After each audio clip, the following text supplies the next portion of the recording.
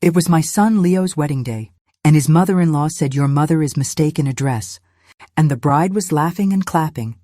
The air was thick with the smell of expensive roses and pure, unadulterated arrogance. I was sitting in the front row, wearing a simple lavender dress I'd bought on sale, feeling every one of my 70 years. And then it happened. My soon-to-be daughter-in-law's mother, Beatrice Croft, leaned over to her sister, pointed a perfectly manicured finger in my direction, and said loud enough for half the congregation to hear, "Look at that! That's not a mother of the groom. That's a lost pensioner they found on a park bench." The bride, my dear future daughter-in-law Chloe, didn't even have the decency to look shocked. She let out this shrill, braying laugh and clapped her hands together like a trained seal. It was the final, ugly confirmation of everything I'd suspected. But my Leo, my boy, didn't laugh. He went very, very still, and then he stood up, walked away from the altar, and took the microphone. "I'm sorry, everyone," he said, his voice clear and steady, cutting through the string quartet's faltering notes. "There will be no wedding today." The gasps were almost comical, but the real show was just beginning. The next day, Leo did something that systematically dismantled the Croft family fortune, brick by gilded brick, and I had the best seat in the house for all of it. But to understand this beautiful disaster, you have to rewind with me. 6 months before that glorious train wreck, I was just Agnes Miller, a 70-year-old widow living a quiet, predictable life in the sleepy town of Oakhaven. My biggest daily dilemma was whether to prune my rose bushes or finally tackle the clutter in the attic. Everyone saw a sweet, slightly frail old lady, pottering about in her garden, driving her sensible beige sedan, and contributing slightly too sweet lemon cakes to the church bake sale. What they didn't see was the woman who had outlived her beloved husband, survived 2 recessions, and had a mind for numbers sharper than any of their kitchen knives. My modest lifestyle was a choice, not a necessity. It was about as real as Chloe Croft's affection for my son. Leo had been dating Chloe for about a year. I'd met her exactly 3 times, before she started planning their future with the cold efficiency of a corporate merger. The first time, at Leo's birthday dinner, she spent the entire evening taking pictures of her food and asking me, with faux concern, if my late husband's pension was inflation-adjusted. Charming, really. The second time, she brought her mother, Beatrice. Beatrice swept into my cozy little home as if she were a health inspector in a subpar kitchen. She suggested I freshen up the place with some color and asked if I'd ever considered a lovely, manageable retirement bungalow. Meanwhile, Chloe was in my kitchen, openly assessing my china and silverware, her expression suggesting she was already planning the garage sale. "Agnes, dear," Beatrice had said, settling into my Frank's favorite armchair as if claiming a throne. "We're so thrilled Leo has found someone who understands the importance of a supportive family network. It's so wonderful when the older generation can contribute, even if it's just with their prayers." I nearly spat out my tea. She was patting me on the head, mentally assigning me the role of the poor, pious granny who might be useful for free babysitting. If only she knew that while she was likely maxing out her husband's credit cards on designer handbags, I'd been quietly watching my investment portfolio blossom like one of my prize-winning roses. Leo, bless his heart, was blind to it all. Love does that to a person. He just saw a beautiful, sophisticated girl who, he believed, loved him for himself. What he didn't see was that she was studying us like a bug under a microscope, trying to calculate our net worth and finding us tragically deficient. But Beatrice and Chloe made one fatal error, the same so many people make. They confused gentle with gullible. They mistook quiet for stupid. And we old folks, we let people think that, because it's truly astonishing what your enemies will reveal when they think you're no threat at all. The engagement announcement came in the form of a phone call from Chloe herself. Not a joyful shared moment, but a royal decree. "Agnes, wonderful news," she'd gushed, her voice like splintering glass. "Leo and I are engaged.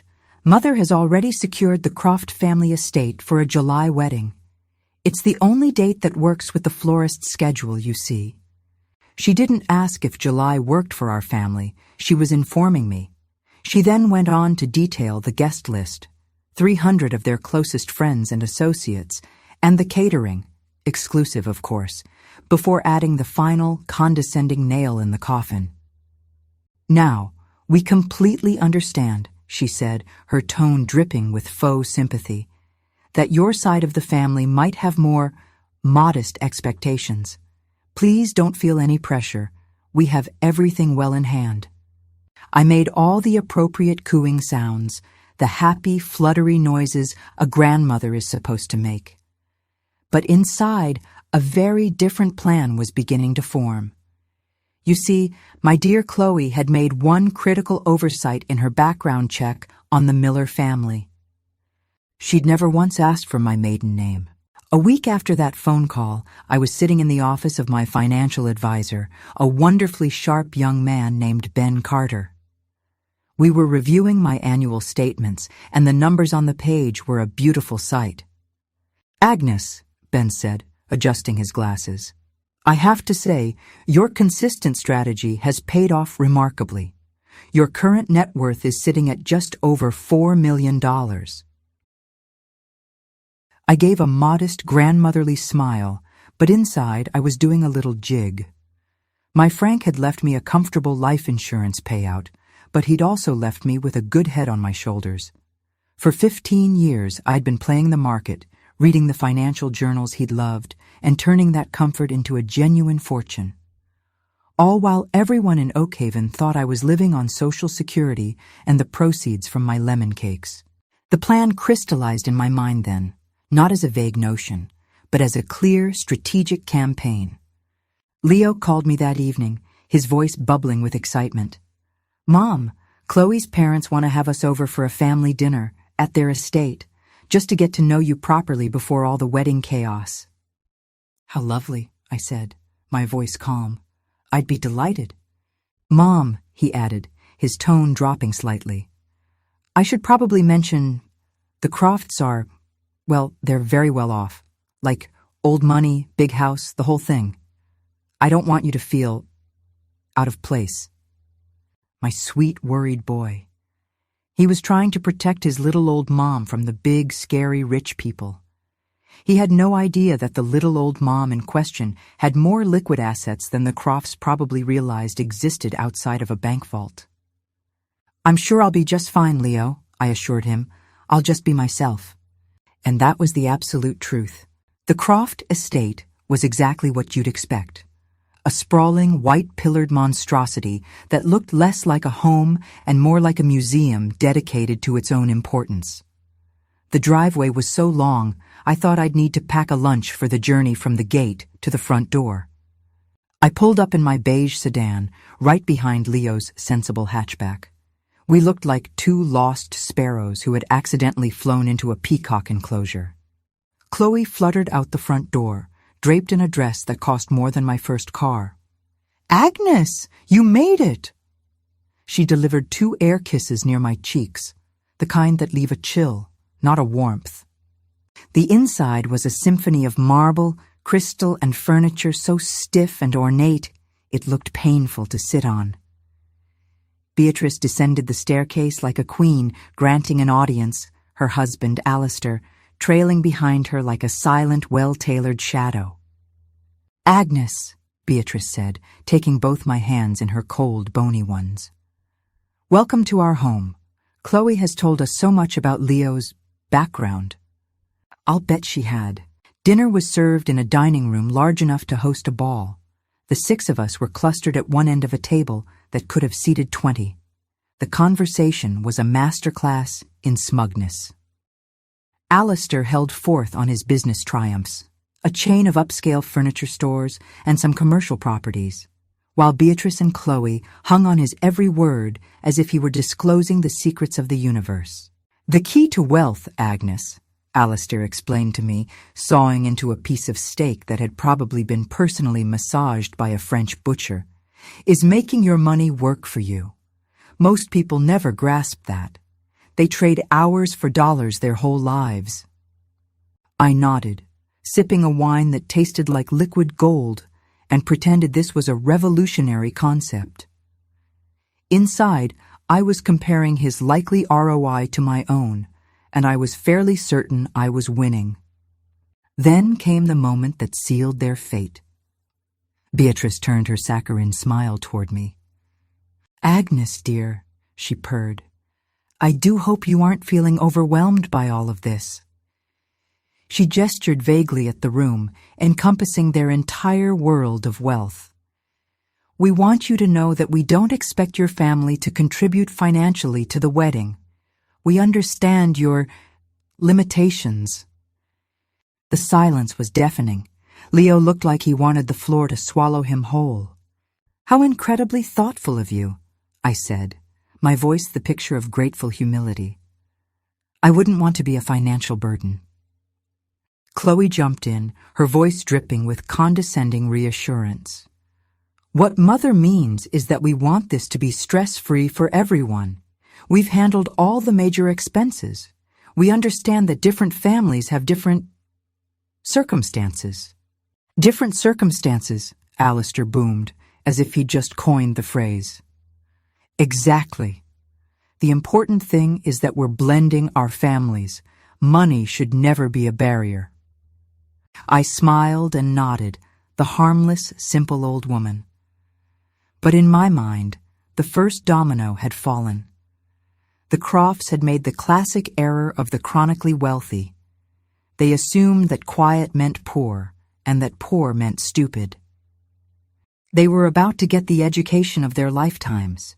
After dinner, Beatrice insisted on the grand tour, which was really just an opportunity to show me their art, bought, not curated, their library, beautiful, unread books, and their master bedroom, a suite larger than my entire bungalow. "This house has been in Alistair's family for generations," Beatrice said, running a finger along a marble bust. "It's more than a home, it's a legacy." "It's beautiful," I said, and I meant it. It was a beautiful cage. "It's why we're so committed to family," Chloe added, linking her arm with Leo's. "We want Leo to understand what it means to be part of something with real substance." The message was clear. Leo was marrying up, and his quaint, simple mother should be eternally grateful for the honor. That's when I decided to plant my first seed. "Chloe, dear," I said, my voice soft. "I know it's traditional for the groom's family to host the rehearsal dinner. I would be honored to take care of it." The three Crofts exchanged a look of pure panic. "Oh, Agnes, that's so kind," Beatrice said, her smile tight. "But it's all arranged at the country club. It's just easier with their vendors. They're quite exclusive." "Of course," I nodded.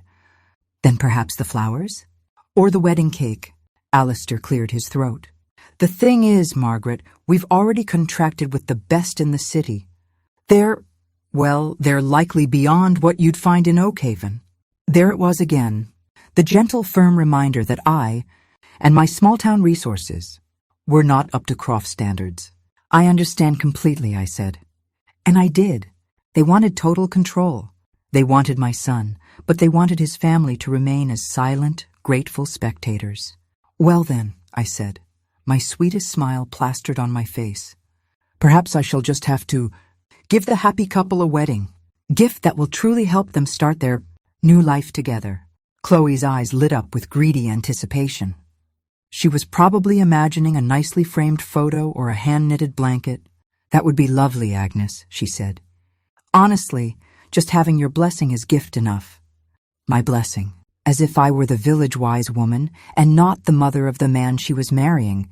I smiled, and in my head, I began drafting the guest list for a different kind of event altogether, because Beatrice Croft was about to learn that there is a world of difference between being humble and being helpless, and Alistair Croft was about to discover that some quiet old widows understand how to make money work better than he ever did. But first I had some calls to make, starting with Ben Carter, who was going to be very surprised when I asked him to liquidate a significant portion of my portfolio for what I would call a family project. The lesson was about to begin. The morning after my dinner with the Crofts, I sat at my kitchen table with my laptop, a fresh pot of coffee and a determined heart. It was time for what I call Granny's due diligence. If Alistair Croft wanted to flaunt his business acumen, I needed to know exactly what I was dealing with. What I discovered was illuminating. The Croft empire, while impressive on the surface, was built on a foundation of sand. Alistair's furniture stores were heavily in debt, with 2 locations showing consistent losses. His commercial properties were mortgaged to the hilt, and one of his key investments, a stake in a downtown retail complex, was about to be his golden ticket. A major tech company was secretly scouting the area for a new campus, and that complex was ground zero. The current owners were looking to buy out smaller stakeholders to consolidate before the big sale. The Crofts were what we call asset-rich, cash-poor. They had the big house and the fancy cars, but their cash flow was a trickle, and their lifestyle was a waterfall. This information didn't make me happy exactly. It made me strategic. I called Leo later that day. "Mom," he said, sounding stressed, "I have to ask. You were so quiet at dinner. Did the Crofts overwhelm you?" "They're certainly a vibrant family," I said carefully. "Very successful. Has Chloe talked about your future plans?" "Actually, yeah," he said, his voice brightening. "Alistair offered me a job, manager of one of his flagship stores. He says there's a real opportunity for me to work my way up. It's a huge break." The chill that ran down my spine had nothing to do with my age. Of course he'd offered Leo a job. Nothing ensures loyalty like financial dependency. "That sounds generous," I managed. "What's the salary like?" "Mostly commission-based to start," Leo said, a touch of uncertainty creeping in. "But the potential is huge. They even found us an apartment near the store. The rent is a bit steep, but Alistair says I'll be earning enough to cover it in no time." In no time. Always eventually with people like the Crofts. My son was about to sign his life over to a man who saw him as a useful pawn. "Have you signed anything yet?" I asked, keeping my voice light. "No. Alistair wants to wait until after the wedding. Says he doesn't like to mix business and pleasure.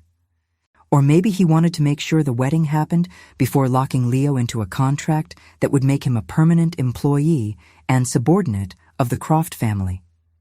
That evening I called Ben Carter. "Ben, I need to liquidate $600,000 from my portfolio." There was a long silence. "Agnes, that's a substantial amount. May I ask what for?"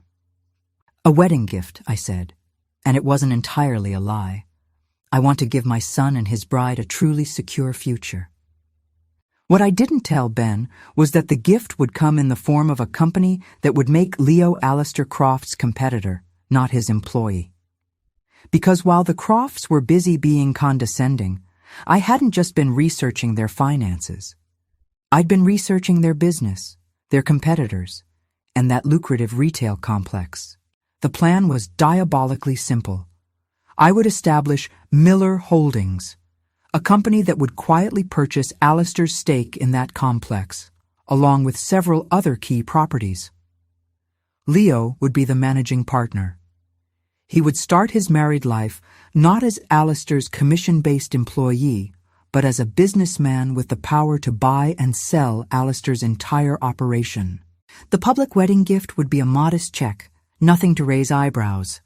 What they wouldn't know was that the check was backed by a business structure that would make Leo independently wealthy.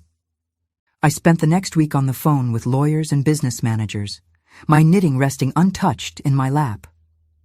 Phase 1 of Operation Granny's Justice was underway. The rehearsal dinner was held at the Crofts Country Club, a place that smelled of old money and fresh polish. I wore my best dress, a simple navy blue affair, and my mother's. Pearl earrings, the only truly valuable jewelry I owned, appraised at $20,000. My grandmother had excellent taste. The Crofts were in their element, holding court. Patricia was showing off the wedding china to anyone who would look, and Alistair was discussing golf handicaps with the other wealthy fathers. "Agnes," Beatrice said, swooping down on me. Now that Leo will be working for Alistair and moving into the city, you'll be all alone in that big house. Have you thought about one of those lovely assisted living communities? They take care of everything for you." I smiled, a tight, thin smile. "How kind of you to worry, Beatrice. But I think I'll stay put. The house is full of memories." "Of course," Alistair chimed in. "But as we age, we have to be practical. Property taxes, maintenance, it can become a burden." A burden. They saw my home, my independence, as a burden to be managed. "I'll certainly keep that in mind," I said, while mentally calculating that my fully paid-off house was worth a cool $250,000 and cost me almost nothing to maintain. That's when Beatrice delivered the line that confirmed every suspicion. "You know," she said, leaning in conspiratorially, "Chloe and Leo want children soon. It's so important for children to have grandparents who can be, well, appropriate role models." Appropriate. The word hung in the air, sharp and cruel. "I certainly hope I can be an appropriate grandmother," I said, my voice dangerously quiet. What I didn't say was that my appropriateness would include trust funds that would ensure my grandchildren never had to rely on the condescension of others, ever. I played my part perfectly for the rest of the evening. The grateful, simple mother-in-law, honored to be included. They had no idea about the envelope in my purse or the phone calls I'd be making the moment the wedding was over. Tomorrow, Chloe Croft would become Chloe Miller, and she was about to learn exactly what the Miller name was worth. The day dawned sunny and cruel. I put on my simple lavender dress and drove to the Croft estate, the card with the $5,000 check in my purse. The real gift, the business documents, were locked in the glove compartment of my car. The place was a hive of activity. Chloe was preening in a wedding dress that probably cost as much as a college education. Beatrice was directing traffic, and Alistair was puffing out his chest, the proud patriarch. I took my assigned seat in the front row, the place reserved for the groom's family, but carefully positioned so as not to ruin the photographer's sightlines. And then it happened. Beatrice, standing near the gift table with her sister, looked over at me. She took in my simple dress, my unassuming posture, and she smirked.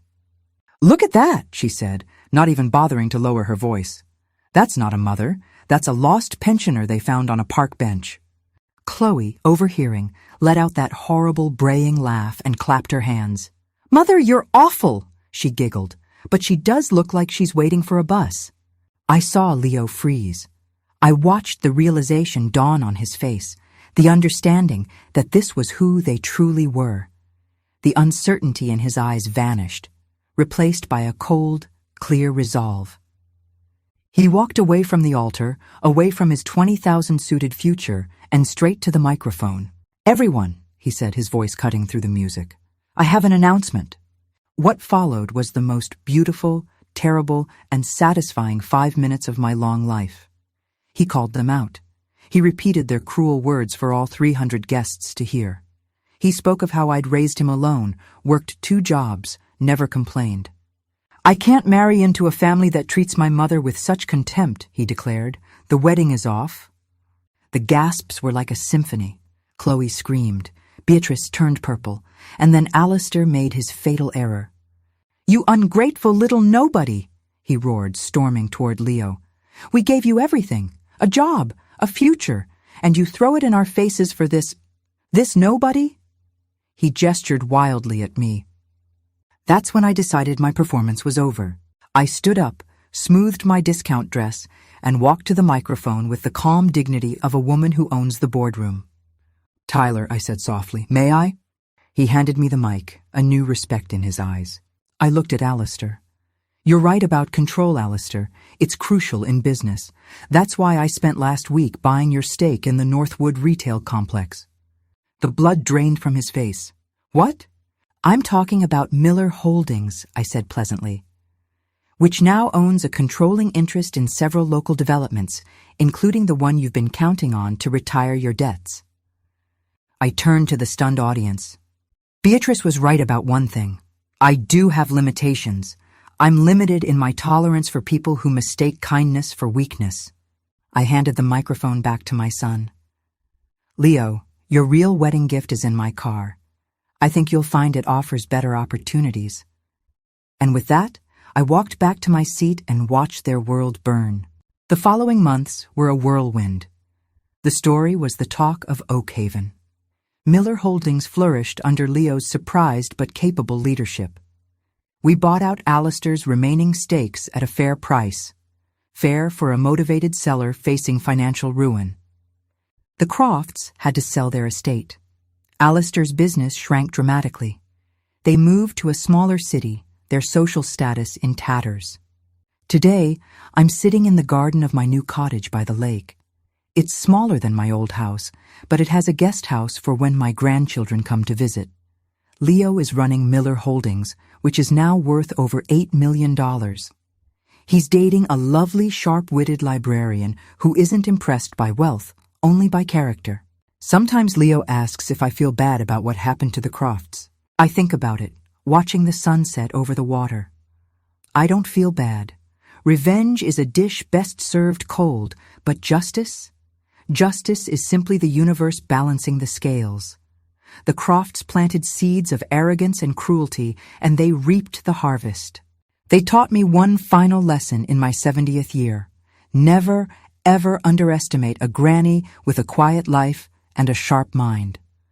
Our strength isn't in our show of force, but in the depth of our resolve. And sometimes, the most powerful thing in the world is a woman who has nothing left to prove and everything to protect. Thanks for listening. Don't forget to subscribe and share your own stories of quiet strength in the comments below. Your voice matters. Continue writing chapters up to 13. Of course, here are the continuing chapters of the story, from chapter 8 to chapter 13. The fallout from the non-wedding was more delicious than my famous lemon rosemary cake. For weeks, Oak Haven buzzed with the scandal. The Cedar Falls Gazette, the very paper I'd quietly tipped off, ran a tastefully brutal piece titled, "A Lesson in Manners, How a Society Wedding Unraveled." It didn't name names, but everyone knew. The phrase "lost pensioner" became a local inside joke for anyone acting pretentiously. Leo moved in with me temporarily. The first few days were heavy with a stunned silence. He'd lost a future he'd thought he wanted, and the grief was real, even if the relationship was not. I let him be, leaving plates of food outside his door and pretending not to hear him on long, late-night phone calls with his friends. Then, one morning, he emerged from his room, showered and dressed, and said, "Okay, Mom, show me the papers." We sat at the kitchen table, the same one where I'd helped him with his multiplication tables, and I laid out the truth of Miller Holdings. The incorporation documents, the property deeds, the financial projections for the Northwood retail complex. His eyes widened with each page. "This is an empire," he whispered, running a hand over the deed for a small office building he'd passed every day on his way to work. "You built this from Dad's insurance?" "Compound interest and a stubborn refusal to be poor, dear," I said simply, "and a good financial advisor. And you did it all while everyone thought you were just you." "I was just me," I corrected him. "This," I tapped the papers, "is also me. People are complicated. They just prefer simple labels."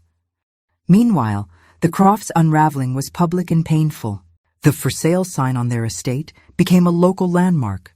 I heard through the grapevine, specifically through Mabel Higgins at the post office, who knew everything, that Alistair had to sell 2 of his underperforming furniture stores at a loss to cover immediate debts. The offer from the tech company for the Northwood complex came through, and Miller Holdings, as the majority stakeholder, negotiated a spectacular deal. Alistair, as a minor stakeholder now, got a payout, but it was a fraction of what he would have received if he'd held controlling interest. It was enough to keep him afloat.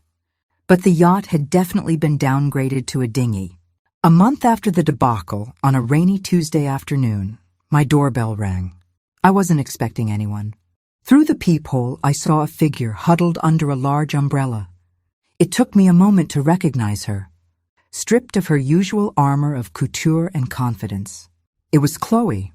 My first instinct was to not answer, but curiosity, and a touch of what Frank would have called my fatal sense of drama won out. I opened the door. Chloe. She looked small. Her hair was flat, her makeup minimal. She wore a simple raincoat, not a designer one. Agnes, she said, her voice barely a whisper. Can I come in for a moment? I stepped aside. She dripped onto my welcome mat, looking around my cozy living room as if seeing it for the first time. I won't take much of your time, she began, wringing her hands. I came to apologize. I said nothing, just waited. The silence seemed to make her more nervous. What I said, what my mother said, it was vile. It was cruel. I'm so ashamed. A tear traced a path down her cheek. I was so caught up in that world, in the appearances, that I didn't see how horrible we were being. I didn't see you. You saw exactly what you wanted to see, I said, not unkindly. A simple old woman who wouldn't complicate your narrative. She flinched. Yes, and I was wrong. Leo was the best thing that ever happened to me, and I threw him away for a punchline. She took a shaky breath. He won't take my calls. I can't speak for Leo, I said. His heart is his own. I know. She looked down at her hands. My parents, they're blaming each other. The house is gone. The life I knew is gone. And it's all our fault. I just wanted you to know that I understand that now. She turned to leave, then paused at the door. That day at the wedding, when you stood up and took the microphone, you were magnificent. I hated you for it then, but now, I think a part of me admires it. After she left, I stood at the window, watching the rain. There was no triumph in it, just a quiet, sad confirmation. Some lessons are learned too late. Leo threw himself into Miller Holdings with a ferocity I'd never seen in him before. It was as if he was proving something to himself, to me, and to the ghost of the Crofts. He was a quick study, his natural earnestness winning over clients and contractors where Alistair's bluster would have failed. We were in his new office, a bright, modern space that felt nothing like Alistair's dark-paneled den, reviewing plans for a new mixed-use development. The environmental impact report came back clean, he said, pointing to a map. And we've got 3 local businesses already committed to the retail spaces. Real local businesses, Mom, not chains. That was his idea. Where the Crofts and their ilk would have sought out high-end national brands, Leo wanted to create a hub for the community. A bookstore, a bakery, a hardware store. It was smart business, but it was also good-hearted. Your father would be so proud of you, I said, and I meant it. He was building something with substance, something that would last and do good. He smiled, a genuine, easy smile I hadn't seen since before he'd met Chloe. I'm proud of us, Mom. You built the foundation. I'm just trying to build the house on top of it the right way. He'd started dating Sarah, the librarian. She had a quiet intelligence and a laugh that filled the room. She wasn't impressed by his new wealth. In fact, she teased him about his sudden interest in architectural history. She saw him, not his portfolio. When he brought her over for dinner, she spent the evening asking me about my garden, not my net worth. I liked her immensely. The fortune was secure, but the legacy was just beginning. Nearly a year to the day after the wedding, I was browsing in the local garden center when I heard a familiar, clipped voice. Well, Margaret. I turned. It was Beatrice Croft. She was thinner, her famous pearls replaced by a simple gold chain. She was holding a single modest geranium plant. Beatrice, I nodded. An awkward silence hung between us, filled with the scent of potting soil and fertilizer. I heard your son's company is doing well, she finally said, her eyes not quite meeting mine. He works very hard, I replied. Alistair took an advisory position in Des Moines. She said it like a confession. We're in a townhouse. I felt a pang of something, not pity, but a strange kinship.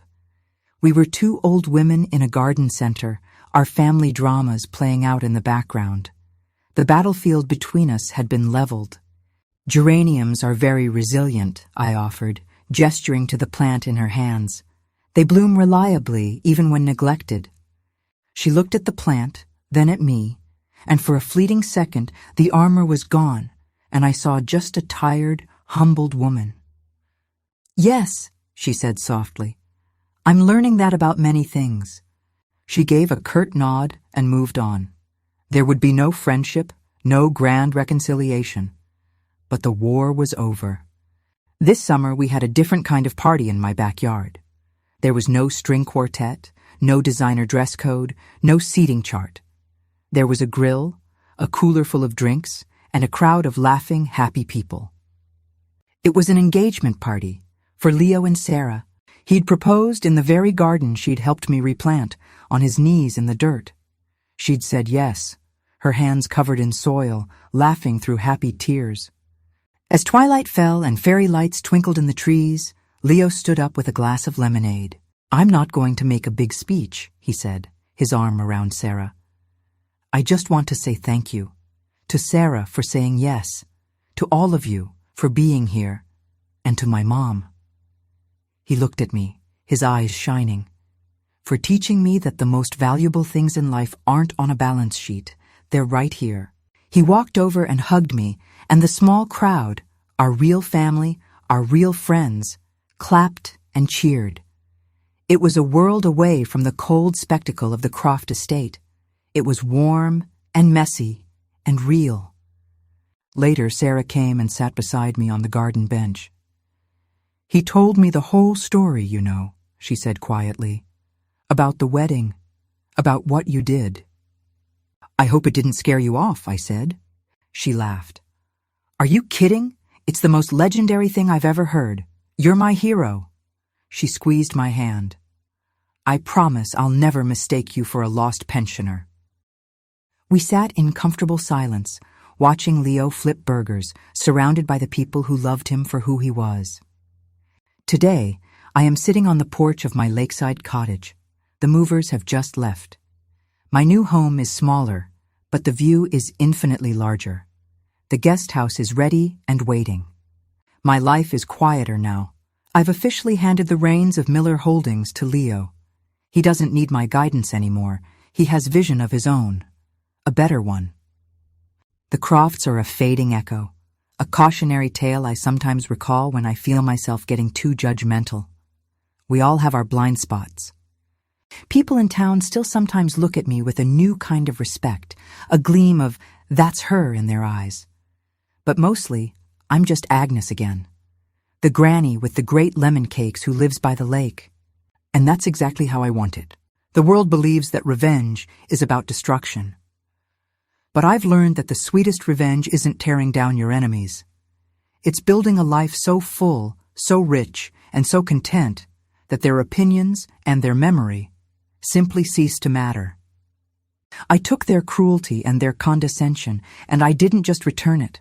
I used it as fertilizer, and from it, my son and my family have grown stronger than any of us could have imagined.